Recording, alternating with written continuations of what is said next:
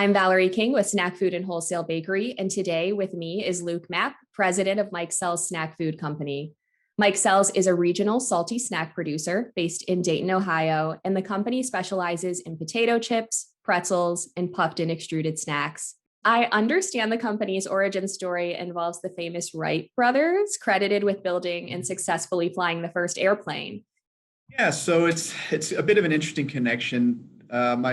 It was my great grandpa Daniel Mikesell who started the company and his house was basically the end of the block in the same neighborhood that the Wright brothers bicycle shop was in. My great grandpa used to deliver his chips on a bicycle around the neighborhood, so he would take it to the Wright brothers bicycle shop to get it repaired. Now, you've said that when you think of founder Daniel W. Mikesell, you think of perseverance. I think it's safe to say the business is persevering in the face of COVID-19. So first off, what challenges has the pandemic presented you with?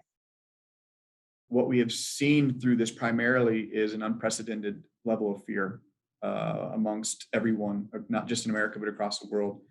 And because of that fear, the biggest area that's really affecting our business, not in sales, but actually, interestingly enough, in finding people that want to continue to come to work.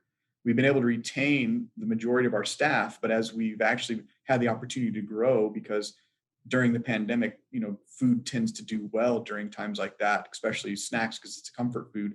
And we've actually had the opportunity to grow, but we've been really struggling trying to get people that want to come on board. We started working with a local organization here that's sort of like a consulting firm. The name of the company is Aileron.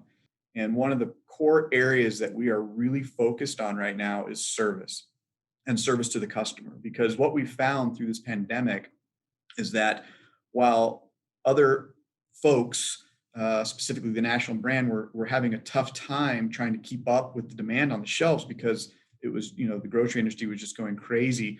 We had the capacity and we were able to leverage that as an opportunity and prove to the grocery industry that, hey, we are a viable player. We have capacity. We were able to keep the shelves full. And so we're taking that to the next level now in our work that we're doing at Aileron to really refocus the company around customer service. And what does that mean? What does it look like? How do we become the best top-notch service provider in the snack food industry?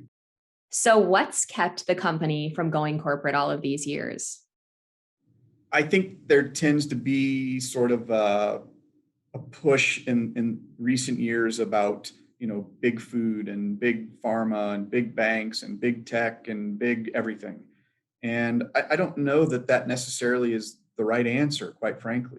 I think that there's something to be said about having small, local owned, tight knit, companies. And quite frankly, I also think that people want to belong to an organization like that, where they feel like they're a part of something. They're not just sort of a number, if you will. While we probably have had the opportunity to go bigger, I think we've made strategic decisions along the way to stay within our footprint, do what we feel like we want to do, provide jobs for our local community, have those relationships internally, and do our best to stay viable in the market. What does Mikesell's have its sights set on next, and why? As a part of this work we're doing at Aileron, we're also looking really hard at our customers, our consumers. Let's talk to them. Let's figure out what they're looking for.